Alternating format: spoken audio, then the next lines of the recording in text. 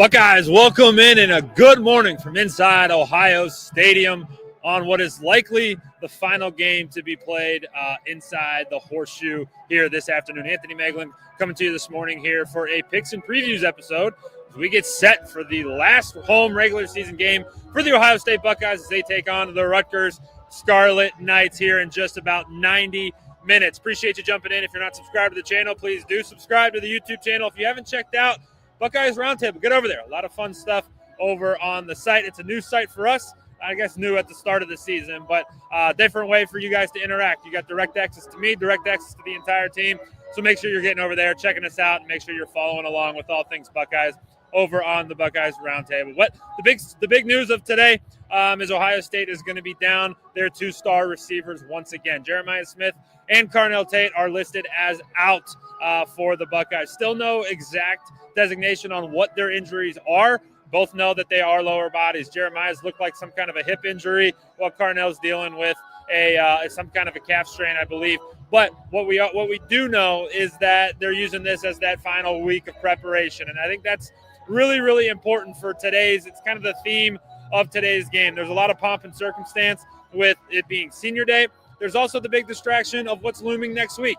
Everybody in college football knows, hey, next week's a massive week for the Ohio State program, for Coach Ryan Day and these Buckeyes going forward, but they can't win that game today. I think it's really, really important that Ohio State locks in on the task at hand, which is the Rutgers Scarlet Knights. Now, what does Rutgers bring to the table today? They come into the game 5-5. They got 3 wins in that preseason is what I typically call it, 2 over MAC teams, 1 against a non-Big Ten team in Norfolk State, and then they have 2 Big Ten wins. They won a couple weeks ago against Maryland, had a win earlier on in the season against Purdue. So when they're winning games, it's not against the best competition. When they're losing games, they are getting pounded. This is a team that has been it's been a struggle for them this year, but they do have a goal in mind, and that's becoming bowl eligible. Get to that 6th win, that all-elusive 6th win, you register yourself for a postseason game, which when you're trying to rebuild a program like Greg Schiano is, that's really important. That extra month of practice is critically important for the growth and development of a young football team, which is what Rutgers is going to bring to the table. This is going to be Ohio State's day to get right, I think, on the offensive side of the football and make sure that they're clicking on all cylinders heading into next week, because as it stands right now, as the recording of this episode, they're 30.5-point favorites over Rutgers, and even that feels a little bit low because what was the story last week and what's the story every week?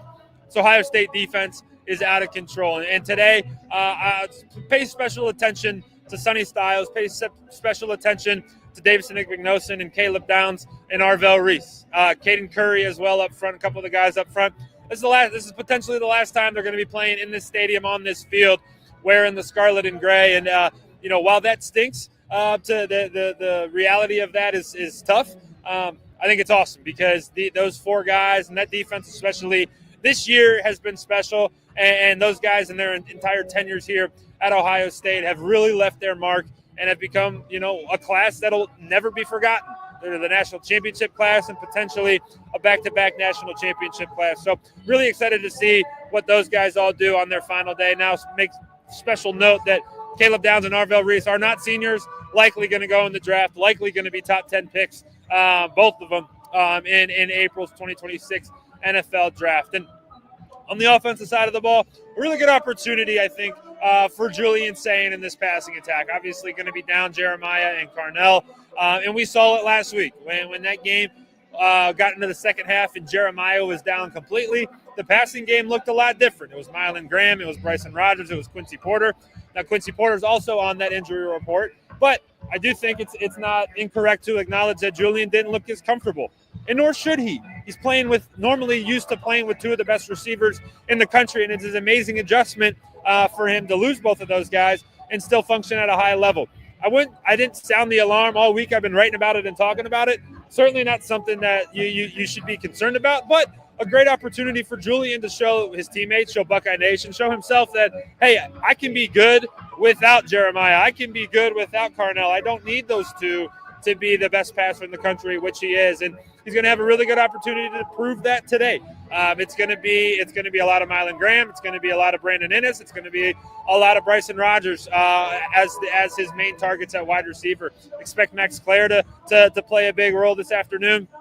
Expect the running backs to also play a major role this afternoon. Last week was a special day for all four of the running backs. James Peoples really was the highlight. Obviously, he had the highlight. He had that sweet little juke move into the hurdle that he took into the house for 6 in that south end zone behind me. But Bo Jackson was fantastic. He had 15 carries for over 100 yards. Really showed that he's the running back one. He's that bell cow. And him and Isaiah West, it was funny. I was trying to make them a 1-2 punch, but they're like a 1-2 hook. Like it's a right hook, left hook, because they're very similar running backs. It's less about what Travion and Quinshawn were last year, where it was a little thunder lightning. They're both thunder. They both will run right through your face. They'll run at you physically. They're not gonna pull away from you with great speed, but they have enough speed to make an impact. And really excited to see what they bring to the table today. And they're going to be reliant on what happens up front. The biggest and really only real question mark about this Ohio State team is the right side of that offensive line, specifically that right guard position. It's been a rotation over the past couple of weeks with Tager Shabola and Josh Padilla. Gabe Van Sickle, worked his way in for the first time last week as a member of that rotation. Now, Padilla is off the injury report. He was injured last week, so he did not play. So it was Van Sickle and Tagra last week in that rotation. I expect to see Padilla back in there. He was playing really, really good football when he was in, and they was a part of that rotation. Coach Day was asked about it this week. Hey, are you going to do it? Would you consider a 3-man rotation? His answer was no. We're going to keep that rotation to 2. Whoever those 2 are, we will find out very, very soon here. So a lot of things to watch. Watch all the seniors. It's going to be the last day for several guys on defense. The offense still fairly young, but several juniors that are going to be playing in their last day inside the Horseshoe. It's hard to believe. We're already at the end of November here.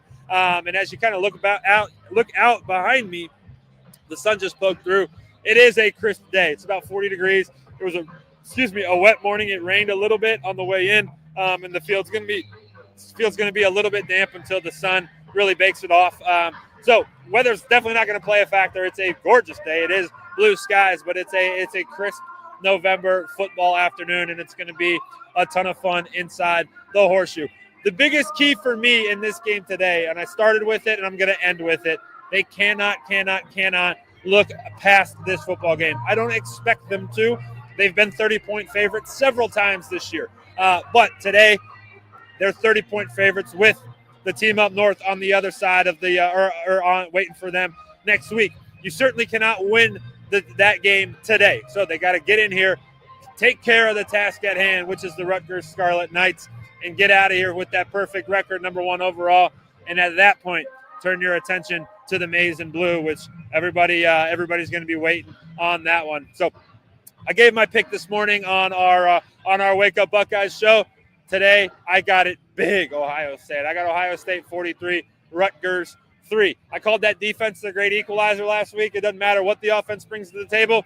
That defense is going to keep that game, whatever it is, if it's against Rutgers, if it's against Alabama, if it's against the Kansas City Chiefs. That defense will keep the Buckeyes in it until the offense figures things out. So really excited to see how the Buckeyes offense answers the test, and excited to watch this defense for the last time inside Ohio Stadium. Wherever you're watching today, I hope that you enjoy. It's a great football Saturday. We previewed all of the college football scenarios in our Wake Up Buckeyes show. So if you haven't seen that, get in there. There's several games this afternoon and this evening that are going to have a major impact on what we see in the college football playoff here in the coming weeks. So there's a lot to watch out for there. But make sure that you're subscribed to the channel. Make sure you're checking us out on Buckeyes Roundtable. Our show schedule the rest of the day. I'll be right back with you immediately once this game goes final. We'll be live with Coach Day, with Julian Sain and select players in the media room. You'll be able to catch that press conference live, and that'll be on the channel, so make sure you're jumping in there. And then immediately following that, about 15 minutes after that, I'll be back with my post-game reaction. It'll be a total reaction show. It'll be fun. I'll be running it by myself for the first time in a while. We'll get the comments in here. We'll make it really interactive. So a ton to come there from the video perspective, from the written perspective. get over to the site, Buckeyes Roundtable. Search it on Google, search it on Yahoo. You'll find us. Follow me, and then check out all of our written content. We got a bunch of stories up this morning, and we'll have a bunch more after the game, including my post-game reaction piece, along with my quarterback grade. It's my favorite piece to do all week.